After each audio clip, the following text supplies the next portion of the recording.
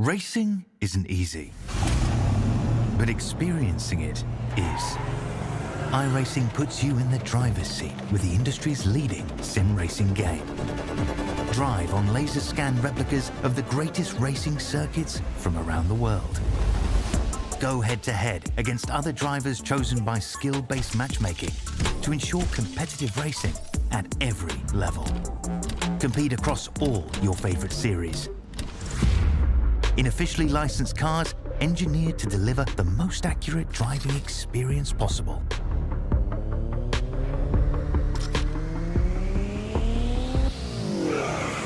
Join a race or host your own with players from across the globe. Race against the computer or in a league with friends. Feel the thrill behind the wheel. Visit iRacing.com.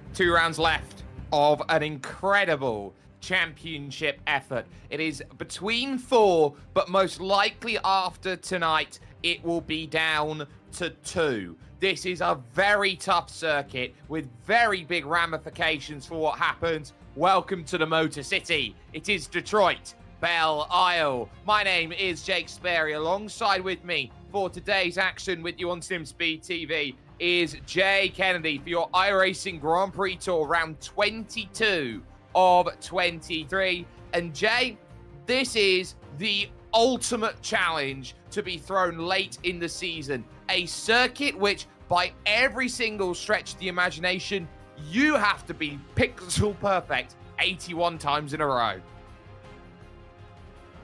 Yeah, exactly right. It's going to be a really difficult race for everyone. And the one race, we're not going to talk about tyre strategy. We're going to talk about conservation. It's all about conservation, conserving yourself, conserving your car, conserving your energy, because this is going to be a tough race. The drivers in the Turn GP iRacing Grand Prix Championship, they didn't talk about strategy when they raced here a few weeks ago. They talked about how exhausting the track was, and I think we're going to see this be one of the toughest races on the calendar, mentally, physically, and in regards to how the race plays out. A 14-turn circuit, very, very famous circuit here in Detroit. Sadly, no longer used in the real world, but it's one of the most fun tracks within iRacing. It absolutely is. 3.8 kilometers, shave off 2 meters, and a track which has pretty much everything. It is bumpy, it is difficult. There are places to pass out here on this track, but you've got to earn every single corner out on this circuit because each and every one has a specific way to bite when you least expect it. So these drivers will all know that through qualifying, and they will realize that it's going to be about how they are able to hold themselves steady rather than, or can they hold themselves steady in terms of the racing that they've got. And of course, those two long straight strand drives, 1 and 2, the run from 6 to 7 and 11 to 12. 2 DRS zones on this circuit, the run from 2 to 3 up over the bridge. And then, of course, from 6 over towards 7. So there are definitely places here today where passes can be made. And that driver aid of DRSJ is going to be so crucial. The DRS down that run from turn 2 to 3 is going to be absolutely crucial to this race, and it's probably going to decide who wins the race, who can use the DRS to their best of their ability, whether we see someone break away at the start of a session to maybe get a bit of momentum. Seen throughout the series how Jordan Gronkowski's used that strategy of soft tyres to start and then drive away from the field. I think we'll see a few drivers might try that strategy today, so it may not be a winning one for Gronkowski himself, but a few others might be able to make it work better for them than normal.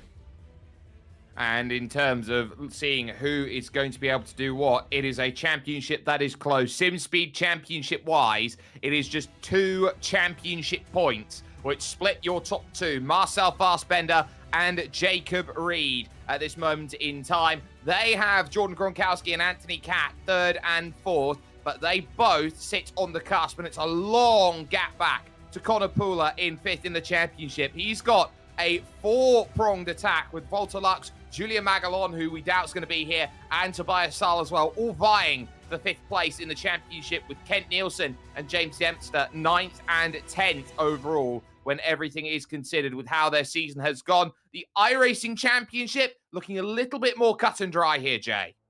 Yeah, it's Fassbender's to lose from this point on. Anthony Catt needs absolute perfection from now in the last 2 rounds to be able to steal the championship away.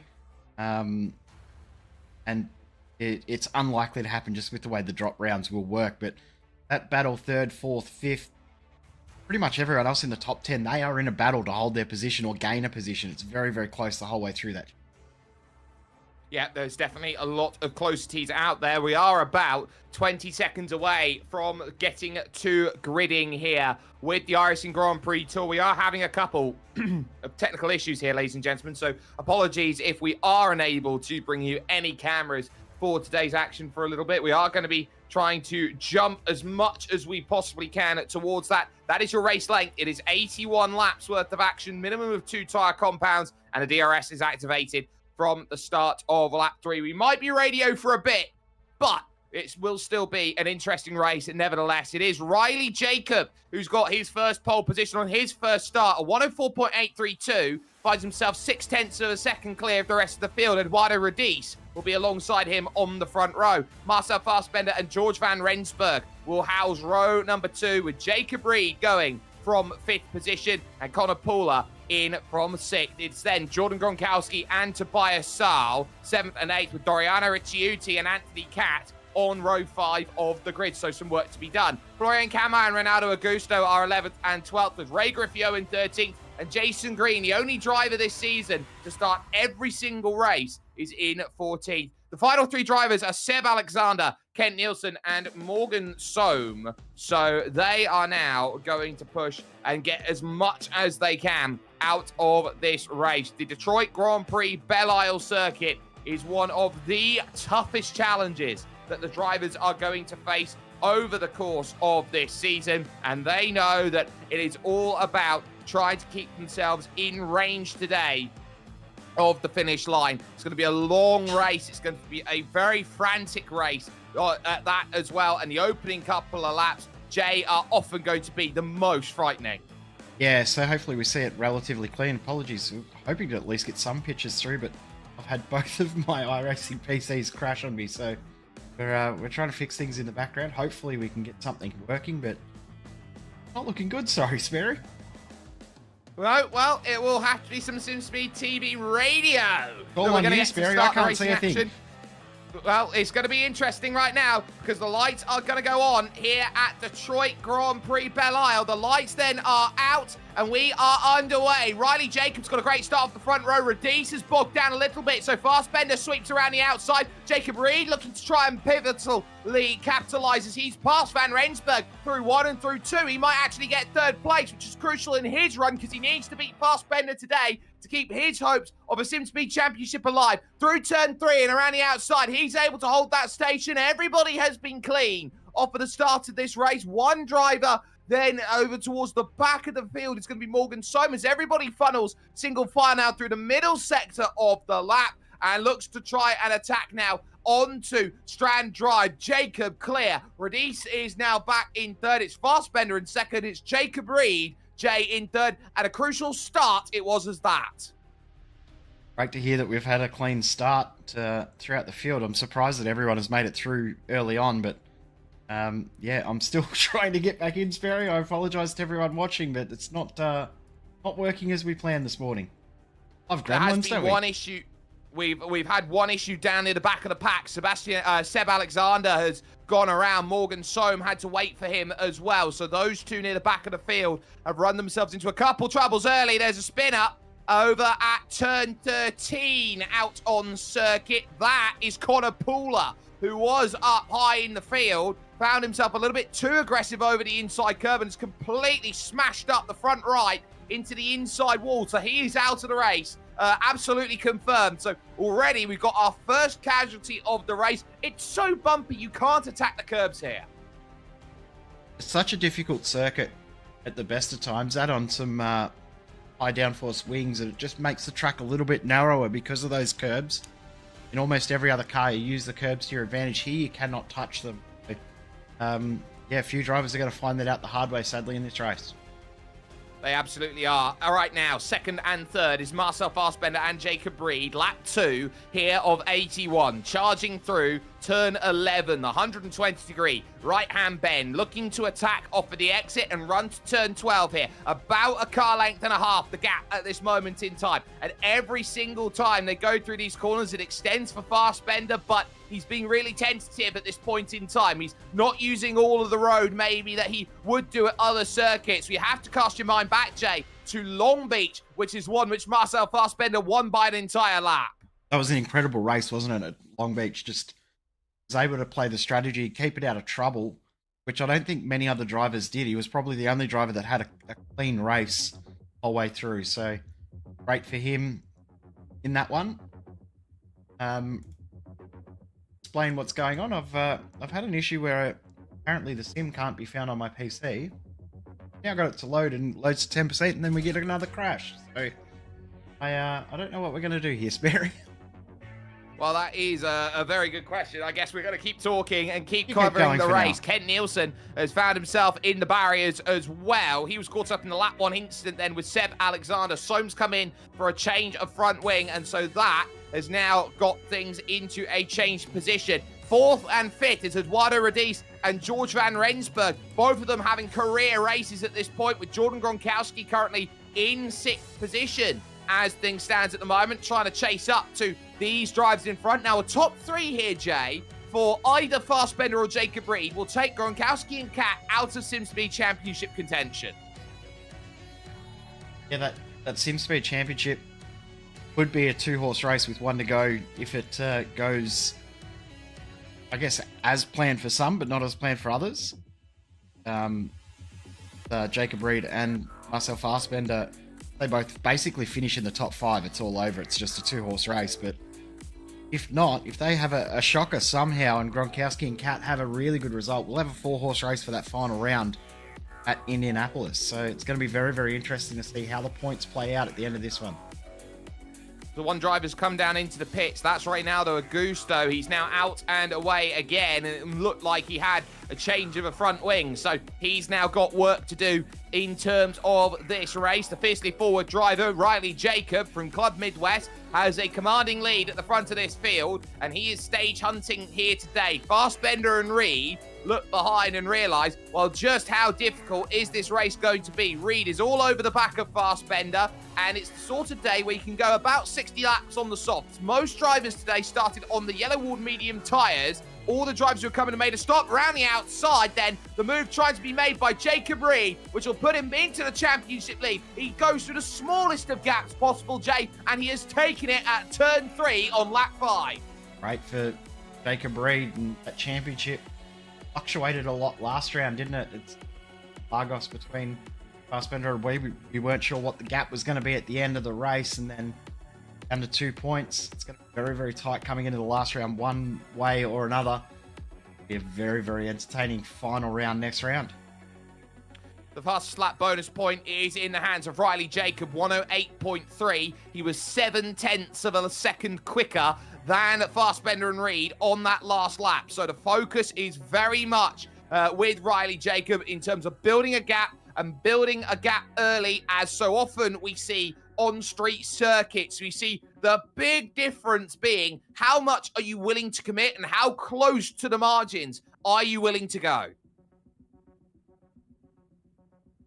There's a real fine line at this track, isn't there? The limits are so close. Walls so close as it is. How far do you push it? How far do you go? Sorry, I'm still trying to sort these issues in the background. I'm not having much luck at all.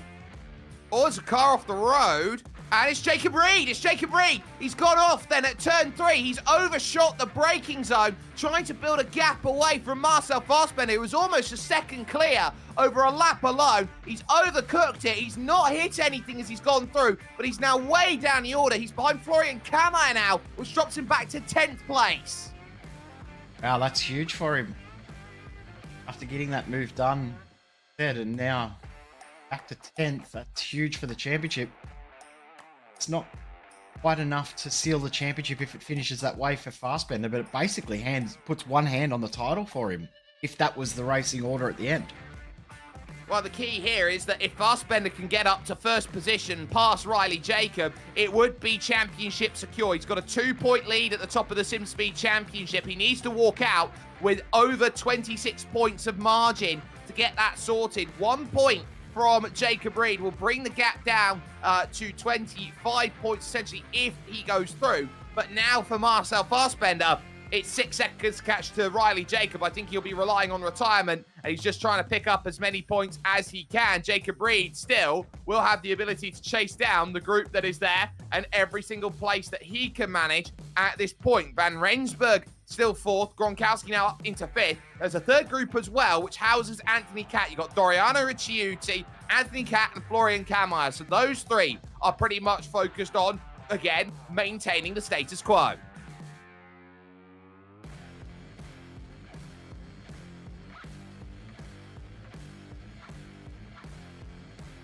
How many retirements have we got at this stage, Sperry?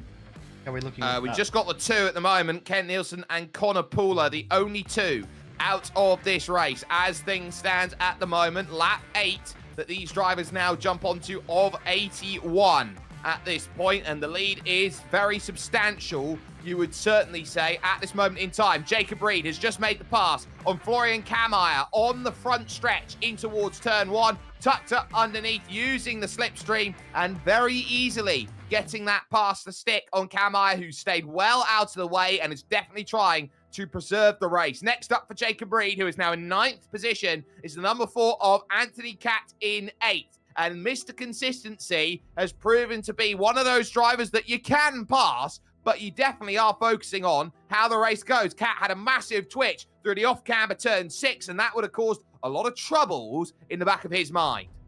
Anthony Catt's one of those drivers that you always know you're going to be in a bit of a battle with. He's always very, very clever with strategy as well. So even if you get a move done, it's not over, because all of a sudden you'll find himself in front of you again when the pit stops cycle around. So really got to strategize and overtake over Anthony Catt.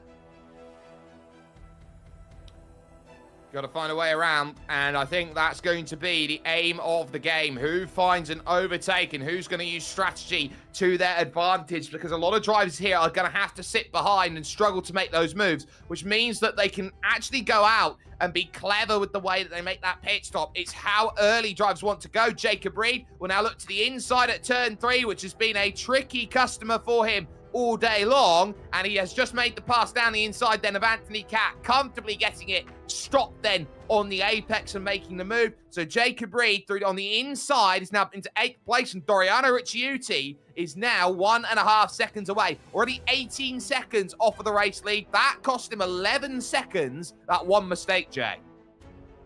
Yeah, it's a circuit. When you do make an error, it's very, very difficult to get yourself back on the circuit. So did you say you ran straight ahead at turn 3? Made Yes. a mistake at turn 3, so you get stuck up that escape road there. It is very, very difficult to get turned back around and get yourself facing the right direction. You can't just flick spin these cars to get it around, because the track's too narrow, so you run such a big risk by doing that. So I'm surprised it's only 11 seconds that it's cost him. Would have cost him a lot more than that.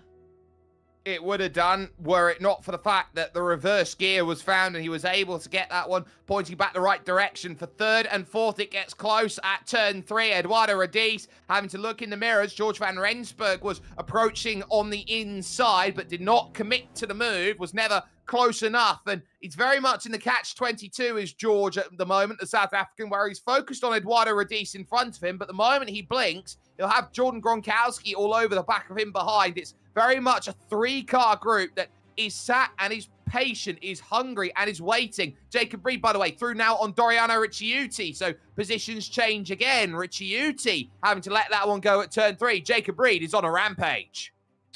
Could he be posting the fastest laps out of everyone at this stage, or is there someone else that's a little bit quicker still? No, he is posting the fastest laps of the race here. He did a 107.8 on that last lap, which took the fastest lap bonus point away. He is driving aggressive. Probably the only thing you can do at this point is to drive as ultra aggressive as possible, win it or bin it, almost situation back. So Jacob Reed will be interested to see how far up he can climb from this point after that big mistake for him. And in the wall, a slight brush of it for Marcel Fassbender. He's got to be careful about it. That was coming off a turn 2, which is so easy to do, Jay, because you go up and over the bridge, which really does unsettle the car, especially with ground effect. Oh, all we have to do is look at the pace car from the Indy Grand Prix back in 20. A certain CEO of PM looping that car around. That's still one of the most infamous moments at this circuit. Amazing that one of the most infamous moments at this track wasn't even in racing conditions. I know, it would have been on the formation, and that's sometimes what is so important about this circuit, is that it strikes every single time when you are not paying attention, even before racing has begun. But now it's about how that focus translates. Still no takers on the lane. Now we're expecting maybe 60 laps on a set of the soft compound tyre, so we're not really expecting strategy to be huge, but it's about comfort levels. Who's going to feel the most comfortable on the tyres that they've got so far? The track conditions, it's 30 degrees, but it's blustery, and I think that's the crucial thing today here, Jay. It's blustery from the south. Yeah, the wind's interesting at Belle, because you almost feel it in pockets. It depends on whether the wind can blow down the streets that you're driving on. You don't often feel the crosswinds anywhere near as much, but you definitely feel the head and tail winds a lot more. Really unique circuit in that aspect. In regards to wind conditions, in regards to tyres, you're probably going to see a lot of drivers will do medium, that have started on medium. They'll go about 25 laps maybe, come in and change to those softs to bring it home to the end. It's one of the strangest in regards to strategies, because we're going to see the medium tyre used less than the soft. I think it's the only race all year that we're going to see that. I absolutely agree with you, and I think that is going to be interesting as this race goes on. Reed, by the way, a 107.6 on that last lap. He is running half a second quicker than anybody else in this race at this moment in time. It is scary how quick he is. He's already caught up a gap of about 5 seconds to Tobias Saal. The gap across the line is 0.8 of a second. So he is on another planet right now with his level of pace. The leader, by the way, Riley Jacob, is only doing 8.4s at this moment in time. So that just goes to show you the level of pace that is being shown by Jacob Reed, the former pro stripe. Ricciuti and Kat are still having their race on at this moment in time. That's down the field a little bit, but everybody is in stasis at this moment in time. They are waiting for opportunity. It's a real strategic track, isn't it? It's not just the strategy of the race itself. The track itself is very, very strategic. So you have to take your time on making your moves. You have to plan your moves well in advance. You can't just go and try and throw it up the inside. So there's going to be lots of strategy about when you make your move. Do you go and make a move on the front straight, knowing that you're going to get the move come back at you into 2 and 3? Where do you actually make the moves? How much do you push to make a move? Very, very strategic. While that's happened, Jacob Reed had made the pass on Tobias Saal. He did it at turn 7 out on track. The long launch with the DRS sent it up the inside of Saal. Thank you very much. Easily takes 6th place away. He will have his eyes set about 2.5 seconds down the road now to Gronkowski, to Van Rensburg, and to Eduardo Radice. He will have to run past all 3 of them at the same time, but the issue he'll have for the first time, he'll be in a train, which will make it a little bit more difficult to make the pass. DRS trains are a bit more difficult to make your way through. You can get through one car, but then it's struggled second. Obviously, if there are multiple cars, getting through even more again. So interesting to see how much Jacob Reed can close up. Riley Jacob still in the lead, I'm guessing, with Fassbender in second. Yep, that's still how it stands. 10 seconds is the margin now at the front here on lap 15 here of 81 of this race at the Motor City Detroit Belle Isle. SimSpeed TV radio being presented to you at this moment in time, and it's all about just finding a finish at this point. No takers have gone so far in towards the pits. Everyone has just been keeping it nice and steady. The only drivers you have pitted are for front wing changes. So the likes then of Seb Alexander, Morgan Soam, Ken Nielsen, who's out, Konopula, who's out, and Reynaldo Augusto have moved immediately onto the soft tyre, trying to salvage their race, and almost in the barriers has gone Doriano Ricciuti at turn 3. Anthony Catt very nearly clattering into the back of him. It has brought Florian Kammeyer now immediately onto the back of the group. Two big groups of cars now together. That will make it very interesting. Another thing to talk about as well is aero wash here. It's pretty strong considering how it does play out, strategy and things like that. Making overtakes with traffic around and things like that are going to be very, very difficult. The aero wash is very, very strong with the walls around. I'm still trying to fix these issues, Barry, but it's not looking like we're going to get any pictures through for this. No, that is going to be a real shame, but what we can do is continue on the charge. Gronkowski now in trouble. Jacob Reed is going to be all over the back, heading to turn 3. Radice has lost a place as well, out to George Van Rensburg. So they all hold themselves line astern for the moment. Everybody searched for a move on everyone else, but Van Rensburg was able to capitalize and run away with the position over the course of that last lap. He's moved up into third, getting the move done at turn 3 and able to break away from Radice. So it was a nice bit of waiting from the South African, but he's been able to get the move done. Now Gronkowski's figuring that Radice is weak, and Radice has run wide at turn 7, and he'll lose one to Jacob Reed as well, who flew on through like a whippet. So on the inside, Reed now up to 5th. Radice has had a horror show for the last couple of laps. No contact, just the wrong place, the wrong time.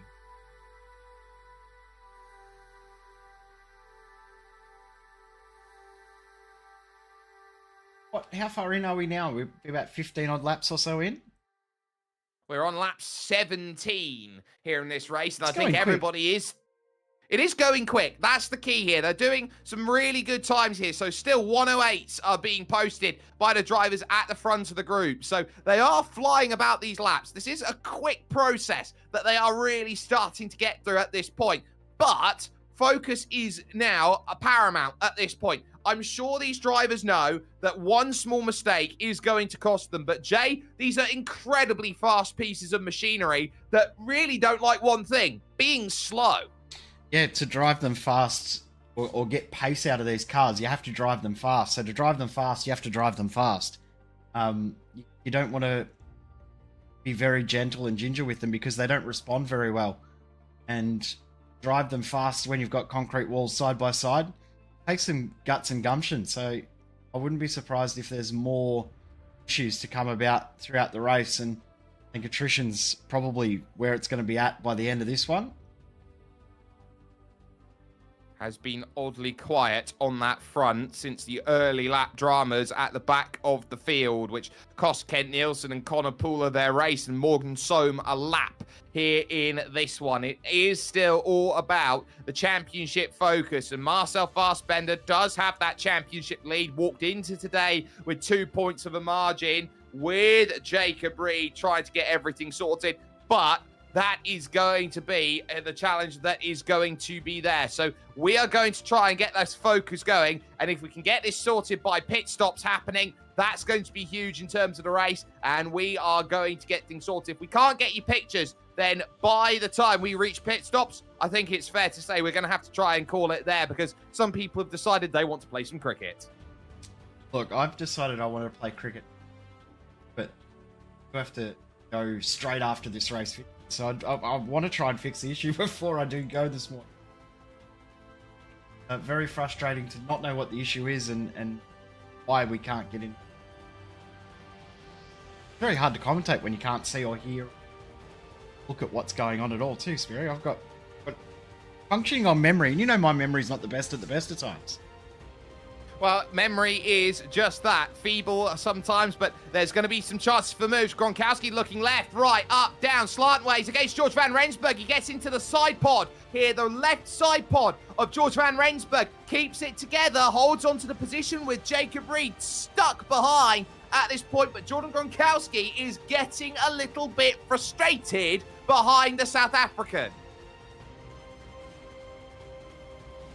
So, Gronkowski, unusual to not be able to make moves. He's usually been one of the better ones to get moves done. Just struggling to get on through, which is surprising. It is. He had another little, I would say, nibble at turn 7. Couldn't quite manage to open up the angle on George van Rensburg, who's been brilliant in third place, holding on to that place. But they are losing time here. The more that they scrap to Marcel Fassbender and Riley Jacob, the front two at the front of the field. It's now 12 seconds the margin at the front on the start of lap 20. George van Rensburg did a 109.8 on that last lap. 1.7 seconds slower than your race leader, and it is costing in terms of time for Jacob Reed in 5th position. He now will have at least 6 seconds to chase up. Van Rensburg is now on the inside. Gronkowski's tried to go to the outside of turn 3 to get it done. Couldn't find any pivot angle at turn 4. Jacob Reed and John Gronkowski can't get through. That'll just be making that lead at the front huge. They'll be struggling to gain any time up back towards the front. And it's that struggle that they are pretty much reliant on avoiding at this point. Van Rensburg, and you can't blame him, Jay, over the course of his season, is fighting for everything he's got here in this 3rd position right now, because he's had such a torrid season where he has just struggled and struggled and struggled and struggled to find any form of consistency in the form of points. He has himself, I do believe, just 2 SimSpeed Championship points to his name, aiding to last week and a 9th place finish.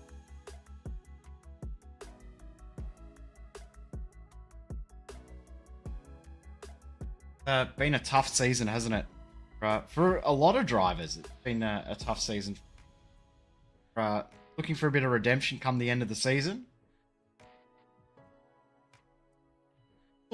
Lots to fight for throughout this championship too, remembering that it is a full year on championship. There are other races as well that go on during the week, but yeah, our broadcast split. See, one of 4 for the week. Is it 4? It's 5. 4.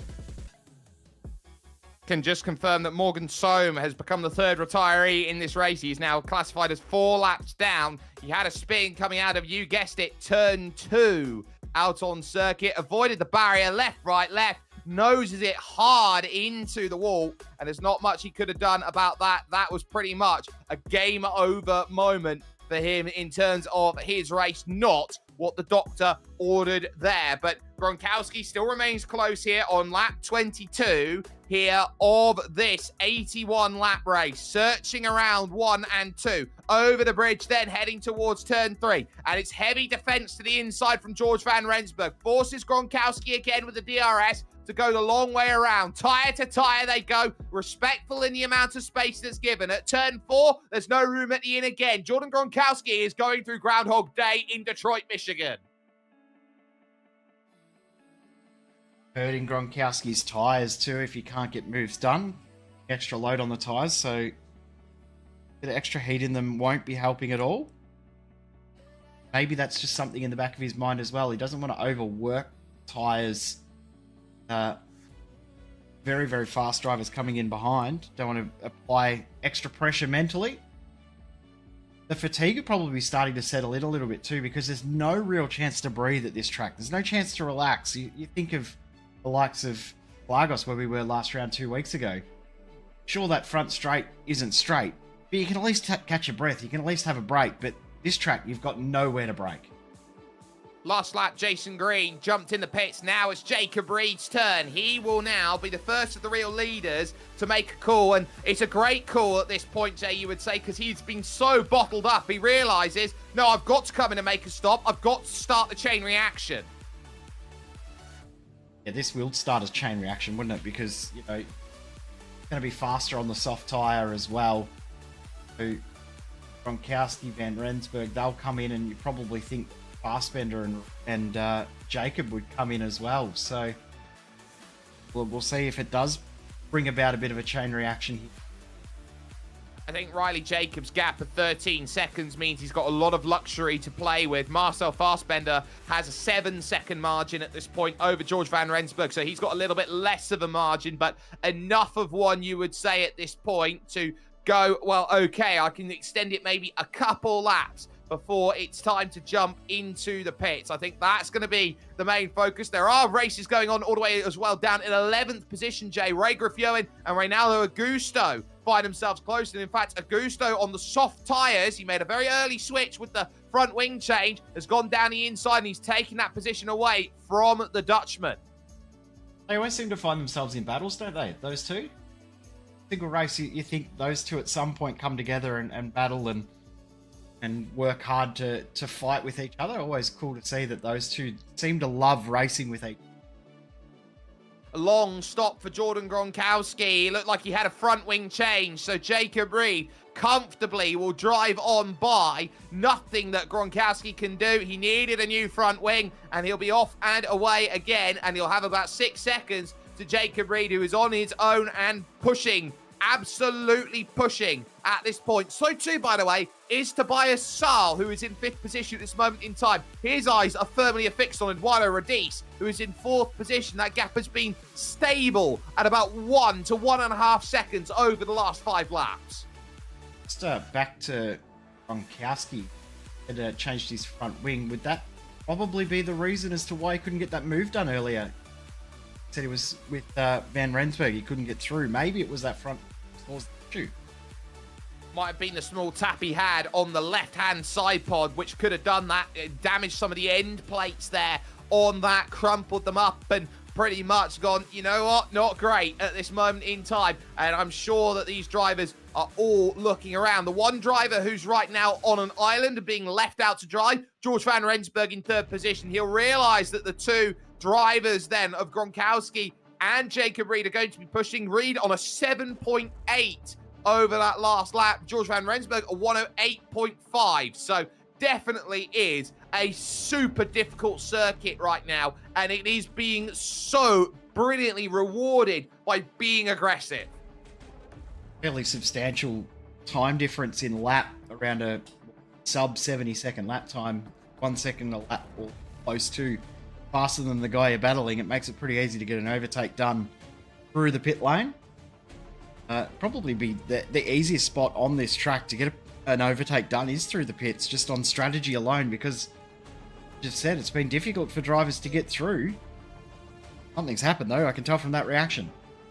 Yes, Doriano Ricciuti's clobbered the wall out of 12, and it now puts Anthony Catt in the driver's seat, looking for an overtake here. Can he find a formula that gets it sorted? He tucks up underneath, heading to turn 3, looks to the outside, brakes a lot later, but lifting through that braking zone is brilliant from Ricciuti. Catt stuck on the outside, has to get well out of it. He nearly had his nose chopped heading into 4, and that could have been disaster for both drivers right now in terms of their race, Jay.